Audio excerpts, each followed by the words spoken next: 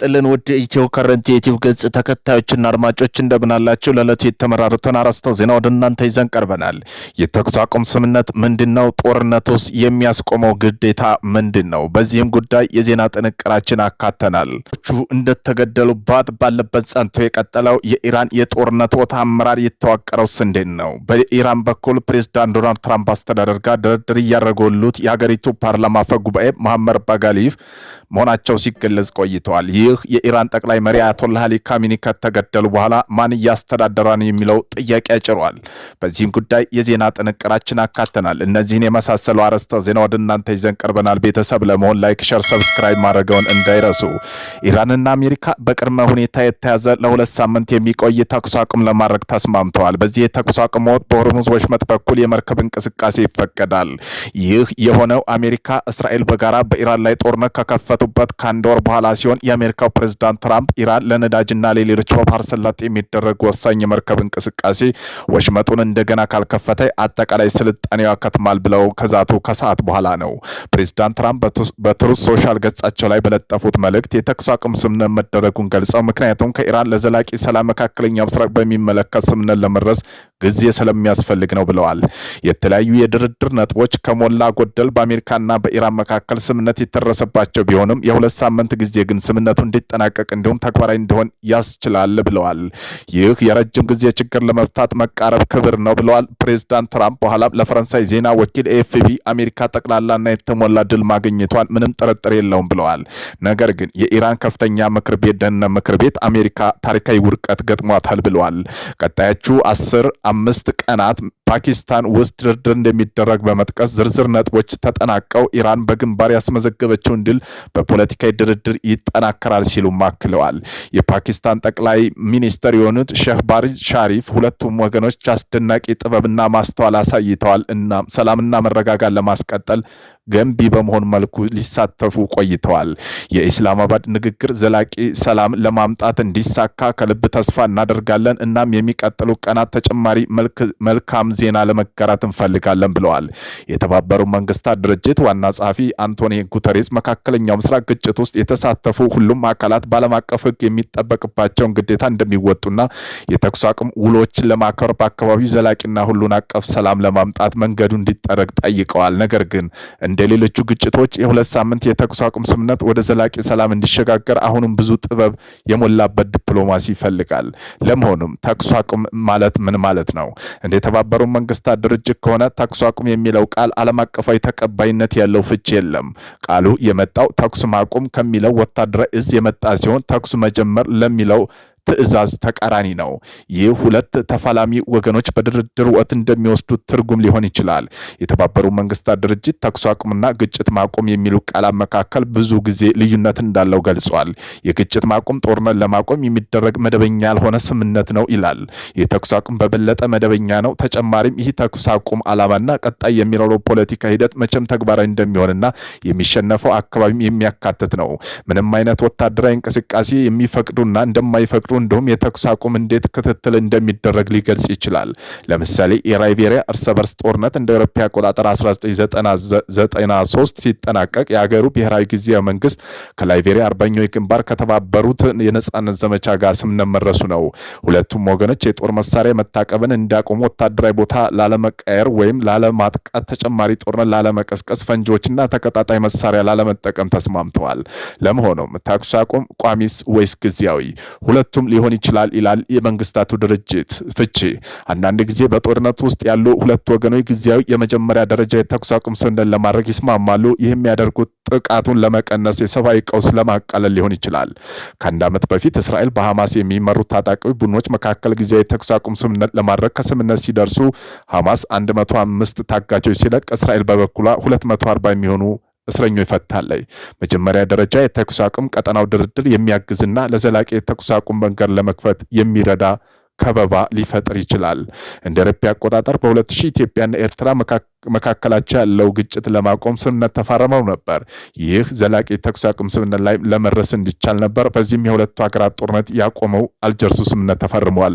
ሆኖም ግን ተስማሚዎች መካከል የሚጠበቀውን እርምጃ ካልወሰደ ተኩስ አቁም ስምምነት መጣስና ለመሳካት በመሳሰሉ ምክንያቶች ጦርነቱ ሊቀጥል ይችላል። በተባበሩት መንግስታት ድርጅት የሊባኖስ እርስ በርስ ጦርነት ለማስቆም ተከታታይ ተኩስ አቁም ስምምነት እንዲደርስ እንደ አውሮፓ 1978፣ 1982 እና 1990 ሞክሯል። ነገር ግን እያንዳንዱ ስምምነት በኋላ ጦርነት አገርሽቷል። በኋላም 1975 የተጀመረው ጦርነት እስከ 1990 ዘልቋል። ከአንዳንድ ሁኔታዎች ደግሞ አንደኛውና ሁለተኛ ተፋላሚ ወገን በመሬት ላይ ያለው አቋም ለማጠናከር የተኩስ አቁም ሊጠቀሙበት ሊፈልጉ ይችላሉ። በሁለት ተፋላሚ ወገኖች መካከል የተሳካ የሰላም ንግግሮች ተከትሎ ጊዜያዊ ቋሚ የተኩስ አቁም ሊደረግ ይችላል። ለምሳሌ እንደ አውሮፓ 1998 በሰሜን አይርላንድ የተደረገው የጉድ ፍራይዴ ስምምነት የአየር እና ታማኝ ቡድኖች መሳሪያ ከጥቅም ውጭ ለማድረግ መስማማታቸውን ያካትታል። ስምምነቱ ቀጣይነት ያለውና ሰላም ለማበረታታት የታቀዱ አንቀጾች ይዟል። እዚህም ምን አይነት የተኩስ አቁም አይነቶች አሉ? እስራኤል ሐማስ በህዳር 2023 የደረሱት ጊዜያዊ የተኩስ አቁም የሰብአዊ ተኩስ አቁም ብለው ጠርተውታል። ሰብአዊ ተኩስ አቁም ግጭት ለመቀነስ፣ ሰብአዊ ቀውስ ለማቃለል አንዳንድ ጊዜ ጥቅም ላይ ሊውል ይችላል። ለምሳሌ የሱዳን መንግስት በዳርፉር የተካሄደው ጦርነት ለ45 ቀን ለማስቆም የሰብአዊ እርዳታ እንዲደርስ ከሱዳን ነጻ አውጪ ንቅናቄና ከፍትህና እኩልነት ንቅናቄ የተኩስ አቁም ስምምነት ደርሰዋል። በአውሮፓውያን 2004 ኢንዶኔዥያ በሱናሚ ከተመታች በኋላ አካባቢው እርዳታ እንዲደርስ የኢንዶኔዥያ መንግስት ፍሪ አቼ የተባለ ንቅናቄ ተኩስ አቁም አወጀዋል።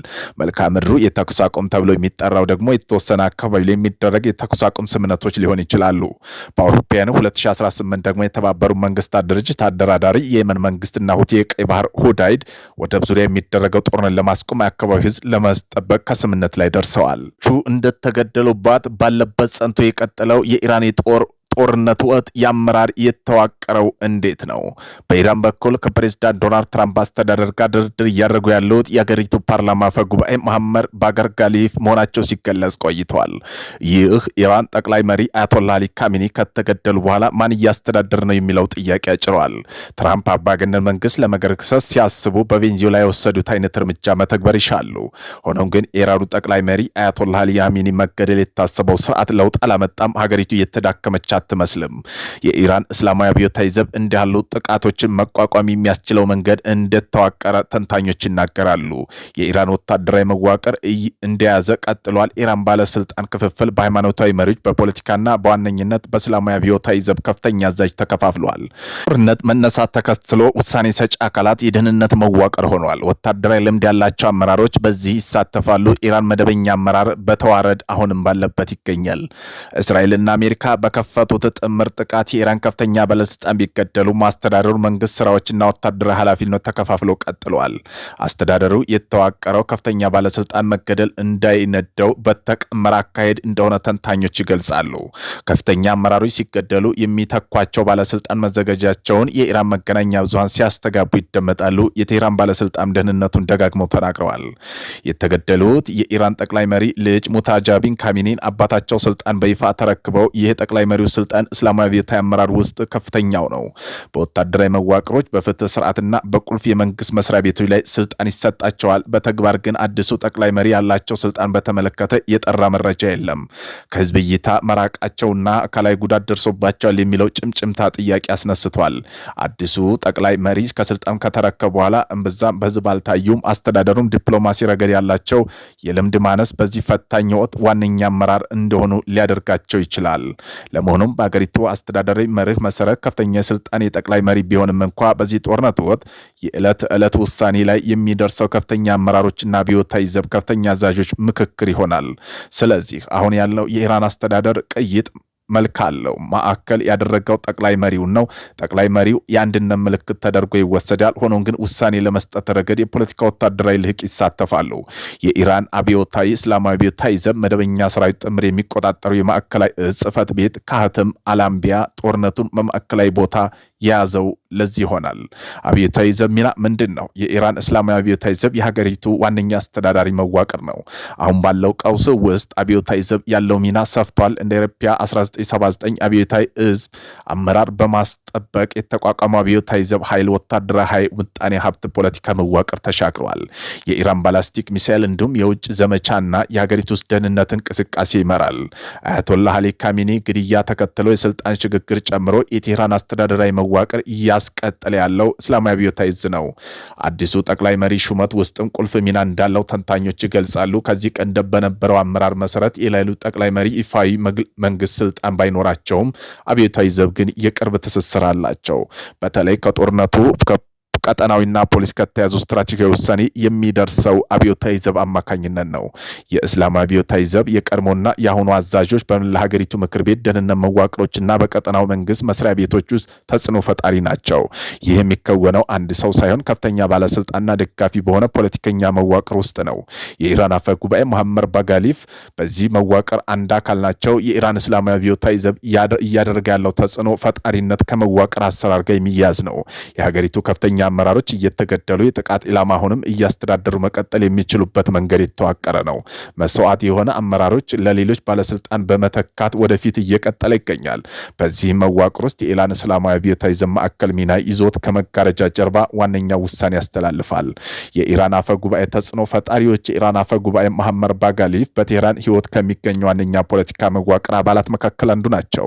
ከአሁኑ ጦር በፊት የተካሄደ የ12 ቀን የኢራንና እስራኤል ግጭት የቴህራን ከፍተኛ አመራር መገደላቸው ይታወሳል። በጉባኤ ወታደራዊ እንዲሁም በሲቪል አመራሮች ውስጥም ቁልፍ ሚና ያላቸው ናቸው። ባለፉት 40 ዓመታት በፖለቲካና በደህንነት ከፍተኛ መሪ ሰርተዋል። በአውሮፓውያኑ 1994 እና 2000 ኢራን እስላማዊ አብዮታዊ ዘብ መሪ የነበሩ ከ2000 እስከ 2005 ደግሞ የፖሊስ ኃላፊ ሆነው ሰርተዋል። በ2000 አፈ ጉባኤ ከመሆናቸው አስቀድሞ 2005 እስከ 2017 ድረስ የቴህራን ከንቲባ ነበሩ። ዋና ከተማዋን ለረጅም ጊዜ ያስተዳደሩ መሪ ናቸው። በአውሮፓውያኑ 2005 ለፕሬዝዳንት ተወዳድረው 13.8% ድምጽ በማግኘት በአራተኛ ደረጃ አጠናቀዋል። ከዚህም በተጨማሪ 2 ጊዜ ለፕሬዝዳንት ተወዳድረው አልተሳካላቸውም። 2013 ሲወዳደሩ 16.6% ድምጽ ሁለተኛ ሆነዋል። 2017 ደግሞ ኢብራሂም ራሲን በመደገፍ ከእጩነት ራሳቸውን አግልለዋል። በምርጫ ያሸነፉት ሐሰን ሮሲ ነበሩ። ከዚህ ከተያዘ ቀደም በ2004 የተካሄደው ምርጫ ማሱር ፔጂካን ሲያሸንፉ መሐመድ ባጋሊፍ በሶስተኛ ደረጃ አጠናቀዋል። ጋሊፍም ህዝባዊ ተቃውሞ በማፈን የሚታወቁ ሲሆን ይህ ደግሞ 1999 ተማሪዎች ንቅናቄ ይጨምራል። በሌላ በኩል ኢራን ምጣኔ ሀብት ችግር በመቅረፍ እንደሚችሉም ሲናገሩ ይደመጣሉ። ለረጅም ጊዜ በሙስና ክስ ይቀርብባቸው ሆኖም ግን ጉዳዩ ፍርድ ቤት አልተወሰደም። 2022 ኢራናዊ ከኑሮ ውድነት ሲፈተኑ ቤተሰቦቻቸው ወደ ኢስታንቡል ቅንጡ ጉዞ አድርገዋል ተብሎ በማህበራዊ ሚዲያ ሲወገዙ ነበር። አሁን ባለው ቀውስ ውስጥ መካከለኛ መንገድ ላይ እንዳለ ባለስልጣን የሚቆጠሩት የተለያየ ፖለቲካ ሊቃን፣ የሃይማኖት መሪዎች፣ የደህንነት ባልደረቦች መካከል ላይ ሆነው በማቀራረብ ስማቸው ይነሳል። በኢራን መሪዎች ጥቃት ሲሰነዘር እሳቸው ግን በመሃል እንደሚገኙ ከባለስልጣን ተቆጥረዋል። ሆኖም ግን ተጽዕኖ ፈጣሪ ተጋኖ መታየት የለበትም፣ እንዳሸማጋል ሊወሰድ ይችላል የሚል ሪፖርቶች ቢወጡም ወታደራዊ ሃይማኖታዊ መዋቅር ድጋፍ እንደሌላቸው ይታመናል። ተጽዕኖ ፈጣሪ የኢራን እስላማዊ አብዮታዊ ዘብ የሚዘወረው የፖለቲካ ሁኔታ ውስጥ የሚወሰን ይሆናል። አብዮታዊ ዘብ ስትራቴጂካዊ ጉዳይ አንድ አይነት ድምጽ በማስተጋባት ይታወቃል። ፕሬዝዳንት ማሱድ ሀገሪቱ የዕለት ተዕለት እንቅስቃሴ እየመሩ ይገኛሉ። ሆኖም ግን ስልጣቸው የተገደበ ይመስላል። ጠቅላይ መሪው መገደላቸውን ተከትሎ ከፍተኛ የሃይማኖት መሪ ጋር በመሆን በሽግግር አስተዳደር ስር ካሉ 3 አመራሮች አንደኛው ነው። ሆኖም ግን በወቅቱ በጦርነቱ መሆን የደህንነት አመራሮች ሚና እየጎላ በመሄዱ ምክንያት የተመረጠው መንግስት አስተዳደር ሚናው እየተገደበ መጥቷል። አዲሱ ጠቅላይ መሪ ከተሾሙ በኋላ አስተዳደራዊ መዋቅር ሚና ተለውጧል። ፕሬዝዳንት ማሱድ ፔጂካን ከጦርነት በፊትን ከጦርነቱ ወጥም ስትራቴጂካዊ ውሳኔ ላይ ጥያቄ እንደሚነሱ ብዙዎች ያምናሉ። ፕሬዝዳንቱ በተለይ ከወታደራዊና የውጭ ጉዳይ ውሳኔ መገለላቸው ይገለጻል። ሆኖም ግን የካቢኔ ህዝብ አገልግሎት ግብይት በማሳለጥ ቁልፍ ሚና አለው። በሌላ በኩል የውጭ ጉዳይ ሚኒስትር አባስ አራግቺ ከአሜሪካና ከተቀሩት ምዕራባውያን ጋር ለመደራደር ልምድ ያካበቱ ናቸው። ከዚህ ቀደም ከኒውክሌር ጋር በተያያዘ ድርድር መርተዋል። የውጭ ጉዳይ ሚኒስትር እስላማዊ አብዮታዊ ዘብ ኃላፊ ጋር በማጣጣም የተዋጣላቸው እንደሆነ ይነገርላቸዋል። ሆኖም ግን ይህ ስትራቴጂካዊና ፖሊሲ የሚወስነው እሳቸው ደረጃ አይደለም። ዋነኛ ከፍተኛው አመራር የሚሰጠው በሀገሪቱ ብሔራዊ ላዕላይ ምክር ቤት ነው። በጦርነቱ በሰላም ወቅት ከፍተኛ ሚና ያለው ተቋም ነው። ብሔራዊ ደህንነት የውጭ ጉዳይ ፖሊሲ ይቀርጻል። በጠቅላይ መሪው ስር መከላከያ በማዋቀር የደህንነት መረጃ በማደራጀት ረገድ የጎላ ሚና ይጫወታል። መሪው ፕሬዝዳንት ሲሆኑ ከፍተኛ ሚኒስትሮች፣ ዳኞች፣ ምክር ቤት አባላት፣ ጠቅላይ መሪው ተወካዮች ያካትታል። ውሳኔው በጠቅላይ መሪው ይሁንታ ሲያገኝ ይተገበራል። የጠቅላይ መሪው መገደል በምን መንገድ መቼ ይገለጻል የሚለው በተወሰነ በዚህ ምክር ቤት ከጦርነቱ ጋር በተያያዘ ይፋዊ መረጃና ማረጋገጫ የመስጠት ስልጣንም አለው። ኢራንና እስራኤል 12 ቀን ጦርነት ባደረጉበት የተመሰረተ የመከላከያ ምክር ቤት ወታደራዊ ውሳኔ ማዕከላዊ ዕዝ እንዲተላለፍ ማድረግ ሚና አለው።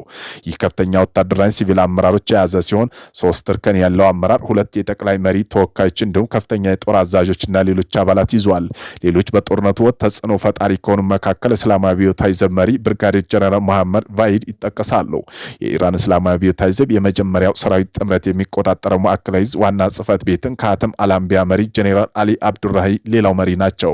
በተጨማሪም እስላማዊ አብዮታዊ ዘብ አየር ኃይል ኃላፊ አድሚራል አሊ ሬዛ ታግሪሲር፣ የእስላማዊ አብዮታዊ ዘብ የባህር ኃይል ሜጀር ጀነራል አሚር ሀቲም ይገኙበታል። እንዲሁም እስላማዊ አብዮታዊ ዘብ ቅዱስ ኃላፊ የሆኑ ብርጋዴር ጀነራል መሐመድ ባጌር ዞልጋድሪ፣ የፖሊስ ኃላፊ አህመድ ሬዛ ሬዳና እስላማዊ አብዮታዊ ዘብ የደህንነት ኃላፊ ብርጋዴር ጀነራል ማጂብ ካሚዲ ይገኙበታል።